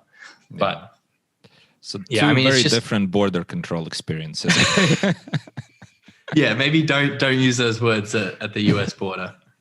Or do. I mean, it might be, a story to tell to your grandchildren of like, one day I went and there was a bit of a misunderstanding. And I thought it was about America. I was supposed to say that. It was the other way around. Never mind. Now we're Australian. Yeah. Crazy. Rory, you know what I realized? We started the conversation with the little sneak peek of like, we're going to talk about this crazy side bet that you had. Oh yeah, and we're almost run out of time. And I can do some more time. Okay, awesome. So yeah, let's talk a bit about the side bet, the bet that I previewed in the introduction, and I said like most people probably heard about it in the poker world, obviously. So tell me first of all what happened, and maybe for those who don't know what bet is, what bet we're talking about, describe the bet so that we don't have any confusion about what we're talking about. Yeah. So if you can Google like I guess. Darkness bathroom poker bet or something. There was a few articles like about it, but the way it came about was I had just arrived in Vegas because I had met a girl and then I'd come to stay with her, and we're still together to this day. But that was the reason for me to come to Vegas, and I went into Bellagio one day to see what the games were like, and there was like a 10-20 game running. So I started kind of playing these games. And then one day I come in and there's a full game running. And then there's this one guy sitting to like the side table, and he's sitting there with like 40K in chips. And I'm like, I see this, and it was strange. It was strange to see someone sitting with that many chips in front of him in these games at this time. So I sit down and we started playing heads up, going back and forth. And then we both move over to the main game when our seats become available. And I was playing Lot and Thinks with somebody. And for people who don't know how Lot and Thinks works, it's basically two players ask a question to a third party at the table, and then they keep the answer in their mind. So, for example, they ask, how many swimming pools do you think are in Iraq? And then they won't tell the answer, but they'll write it down somewhere or have it in their head. And then the two players who are playing will bet on what they think that answer is. So one of the questions that I normally like to ask in this situation is, how long do you think that you could stay in a totally pitch black bathroom? Food and water's there. How long do you think you could stay in there? Like, say you're incentivized by like, you get $1 million a day or something. And I generally think that people way overestimate how long they think that they could stay in there. So this kid that I was playing heads up with, he chirps up and he's like, 30 days, easy. And I'm like, oh, really? Yeah. Like, you think it would be easy? And he's like, yeah, absolutely. No problem. I'm like, oh, okay. Would you ever want to bet something like that? Would you ever like actually want to try that out? And he was so confident from the start that he could be able to do it, that we start going back and forth a little bit. And he's like, oh, like that would never happen kind of thing. And I'm like, I could make it happen. Like we could definitely get something done. And then, I mean, within, I want to say 45 minutes, we had the bet booked where it was my 100,000 to his 100,000 that he couldn't stay in a pitch black bathroom for 30 days straight, given that he got food, water, all of that kind of thing. The initial terms were we had up to 2 weeks to back out, but you would have to pay a 5K penalty to back out.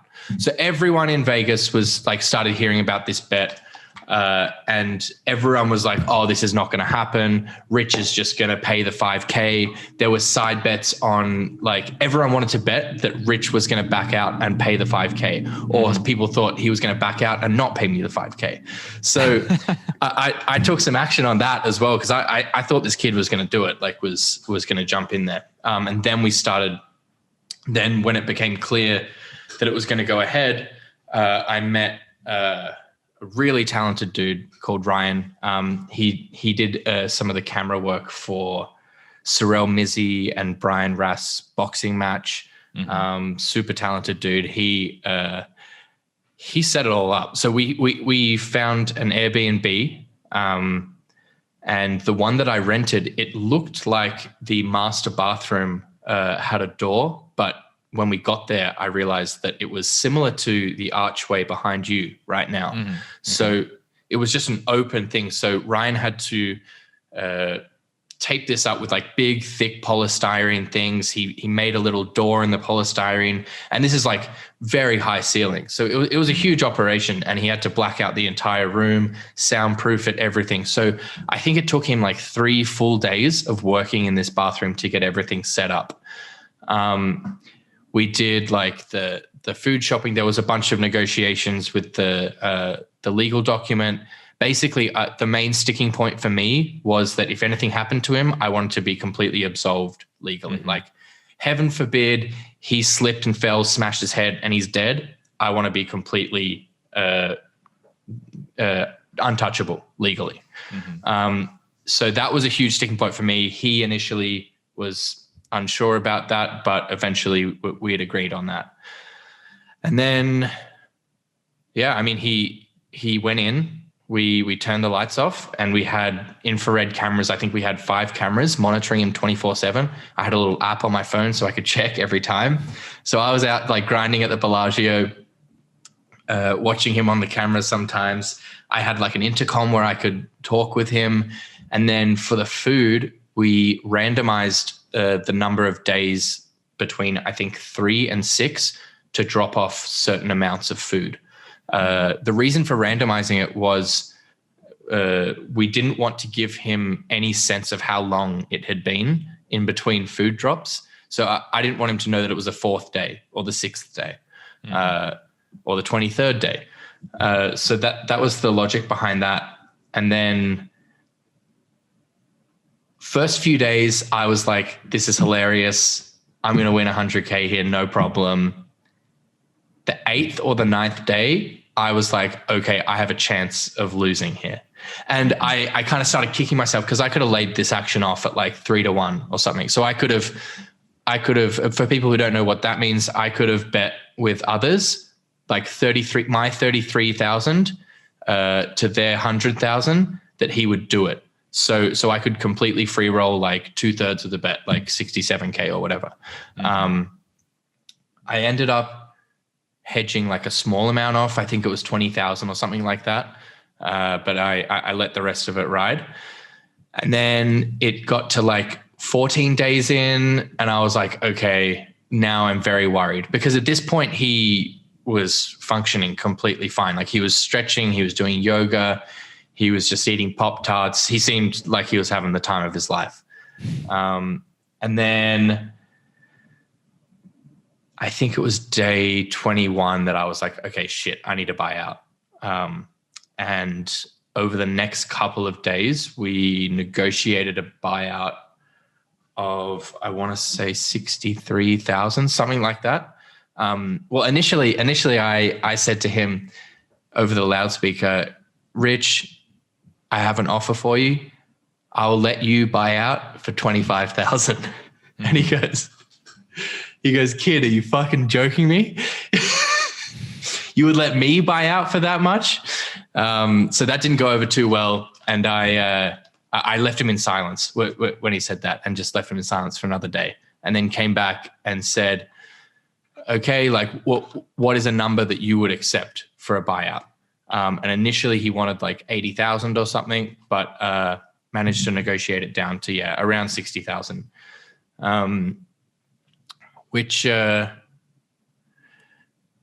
mean, honestly, he deserves every dollar of that. It was a pretty grueling 3 weeks for him.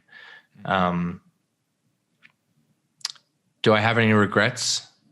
Yeah, I think I would have made it a lot more difficult for him in hindsight. I gave him like, luxury bath soaps and this kind of stuff. I gave him like really nice food. The bathroom was quite large. So yeah, in hindsight, I would have made the conditions a little bit more strict, but I don't think it would have made much of a difference. He crushed it so easily that he was just going to win. I think, yeah. Well, one thing I did overlook was when you meet this guy, you would never think that he has ever meditated in his life, ever worked on that kind of stuff. Mm-hmm.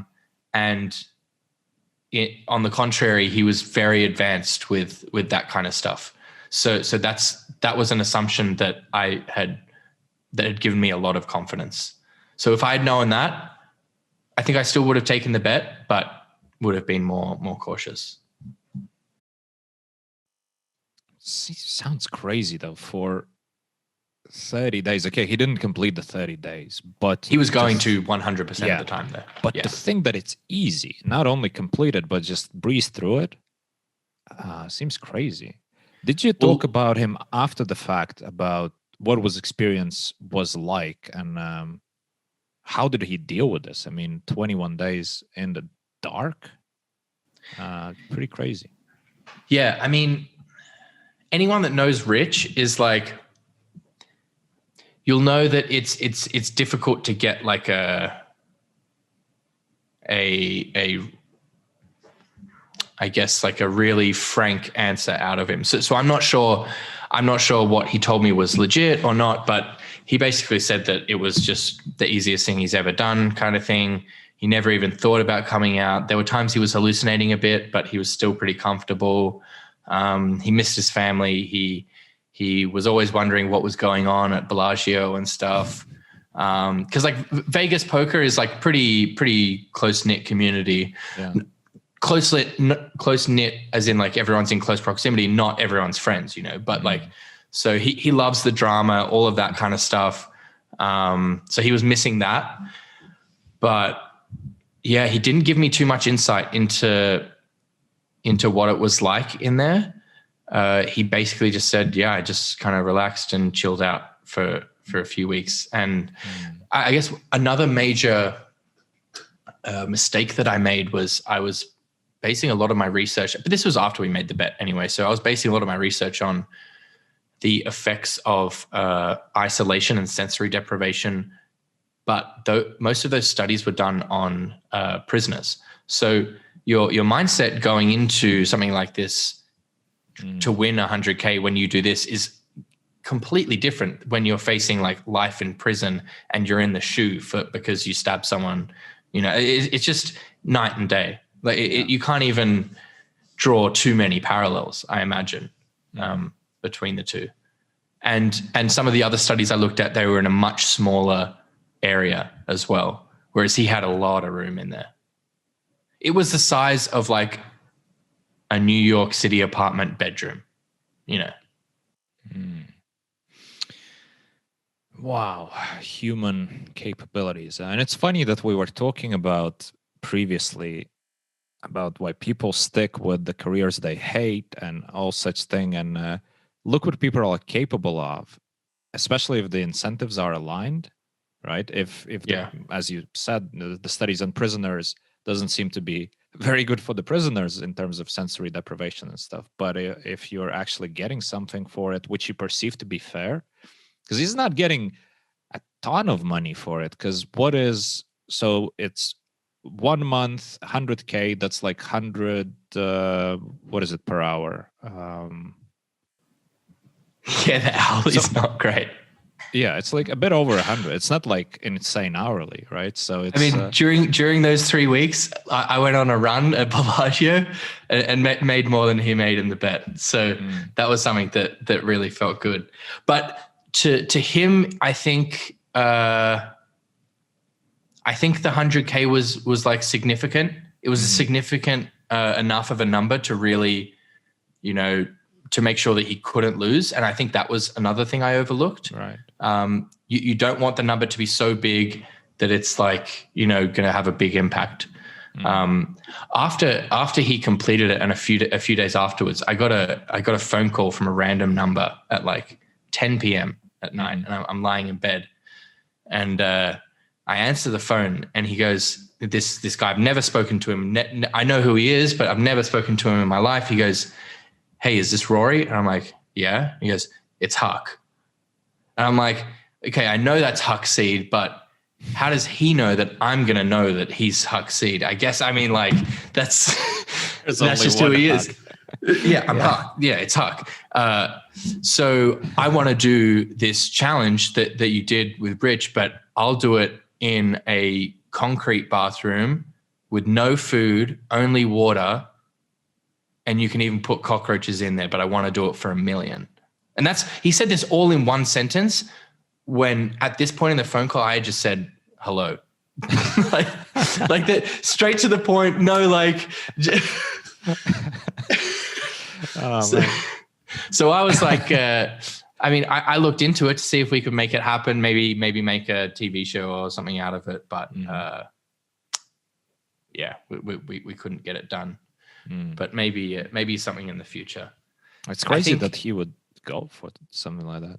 And also, like, you can even put the cockroaches in. That kind of defeats the purpose. That's food, technically.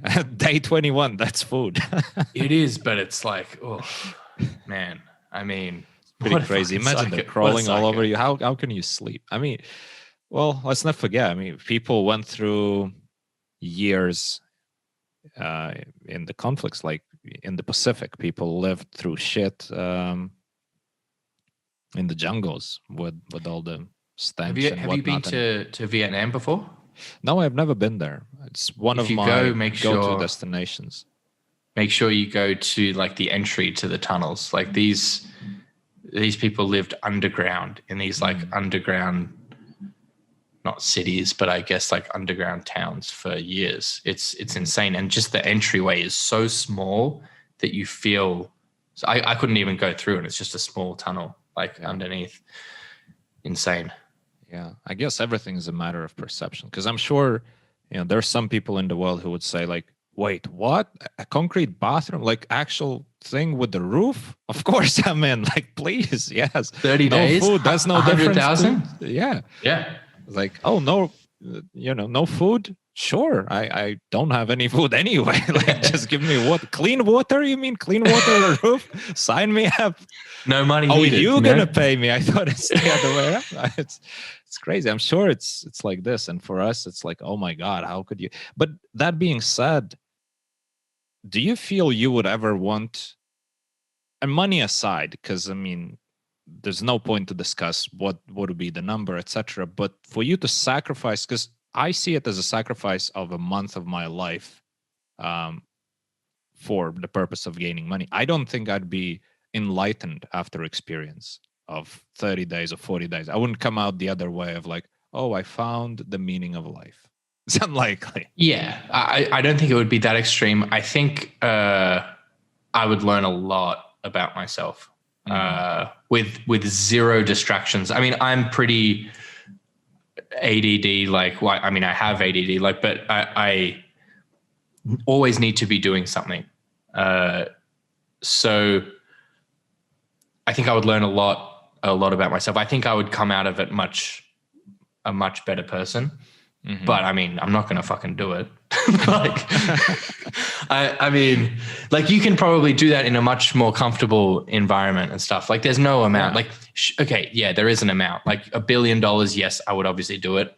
But it would have to be a free roll as well. So I would never risk any money to do it, or like insane odds, like very, very small downside. But I mean, at this point in my life, I'm not sure. Even at the time, I was trying to think of a number that I would want to do it for. And it seemed, especially when I was standing in the room and then turning the lights off, it's a long time. Mm-hmm. Yeah. I mean, and you're right. Of course you would learn something along the way, but I'd rather go and learn something in 3 days of silence retreat or something like that. I'd skip the other couple weeks or more. Yeah, it's pretty crazy. Well, I think you might get to a point where, okay, you get those initial benefits. Maybe it's 5 days, maybe it's 7 days. And then you hit this, like, I guess, emptiness. If it was truly pitch black, I think it would be very interesting. But when your eyes adjust and you can start seeing, okay, here's the edge of the bath, here's the shower, here's the fridge and everything, like, I think it probably wears off a lot of the benefits. Yeah. I mean, I don't know. I can't even imagine myself going through that experience. Funny enough that Fedor, who we've mentioned many times, he was a big advocate of making a retreat. And for him, it was an experience that definitely taught him a lot about himself, of just taking a retreat and going somewhere, not to an extreme of sensory deprivation and such, but like really being cut off and remote from all the luxuries of what we're so used to. Yeah. I think personally that doesn't appeal to me. I like a soft bed,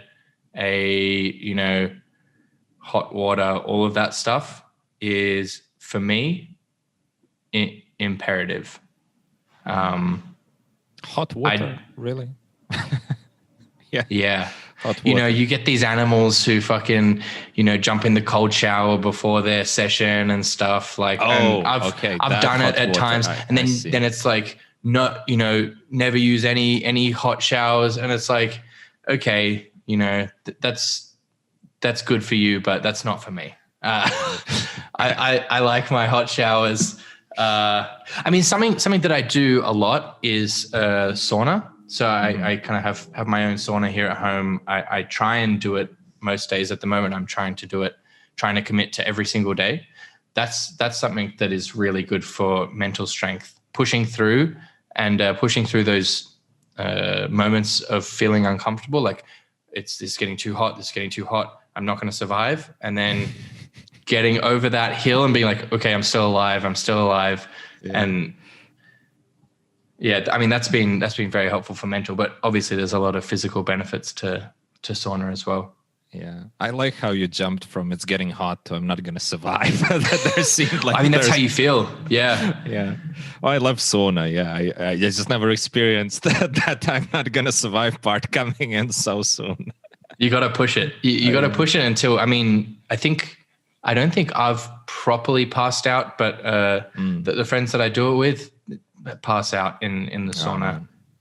And I don't know. It's tricky. I don't like to push myself too hard in that sense. Like, I'm a big advocate of, obviously not where I live now in Malta. It's fucking hot as is. It's a living sauna as is. But in general, like, I love the experience of ice plunge after a sauna. So like a proper session of, you stay there for an hour and a half, like split it in 5 little sessions, and the whole experience of going under ice. Well, obviously head above the ice, otherwise, the vessels contract and lights are out, and then off you go. I'm not going to survive kicks in before you can think it.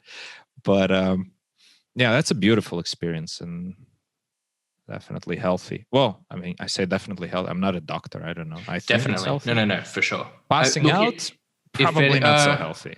I don't think there's much downside to passing out, going unconscious. Like getting choked out, passing out from heat exhaustion, I don't think there's much like long-term well, I don't know. Downsides. Doesn't sound obviously it could be good. Like death if you're there by yourself, but like, you have friends around you. But if anyone's interested in saunas, going a bit deeper there, I would recommend just Googling Dr. Rhonda Patrick on saunas. And I mean, I can't think of many other things to implement into your daily routine that are going to be better for your health, longevity wise. Yeah.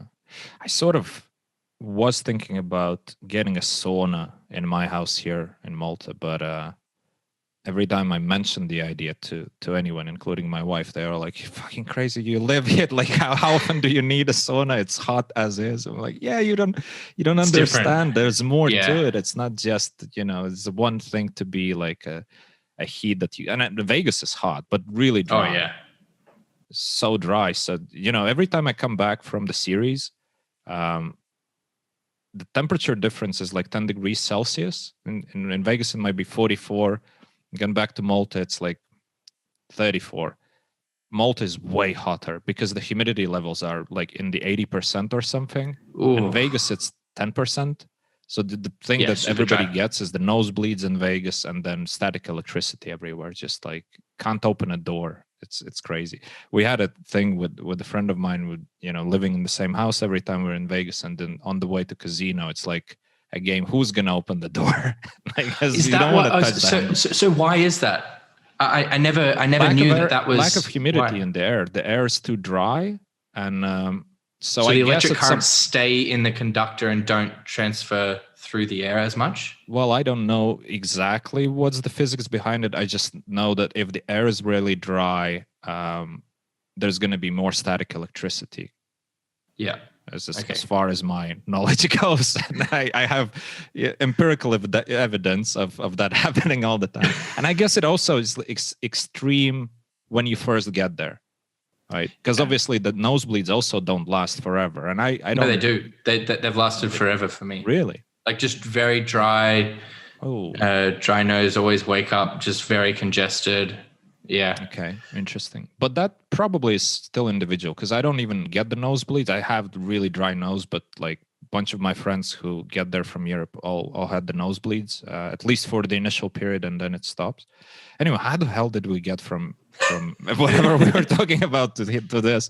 And you know what, Rory, I really feel like we could go on forever. There's so much to talk about with you. Still so many topics we didn't discuss related to business. But I feel like we can leave it for part 2 and maybe do another one sometime, because I want to be respectful of your time. I know you had something else planned, and we had a 2-hour plus conversation about all sorts of things without any agenda. I enjoyed every minute of it, and I want to thank you for this, man. Likewise, man. Always enjoyed talking to you. Yeah, it's such a pleasure. And the final thing I want to say to people listening is check out the description. I'm going to put in links to Rory's project, which I've seen. I like it. It's great. And I wish him best of luck, and definitely go at least check it out. I don't know if by the time we release this audio, the project's already live, but we're going to add the description and the links when they're ready. So keep an eye out on that. And so, yeah, Rory, thanks a lot, man. Awesome. Thanks a lot, man. We'll see you soon.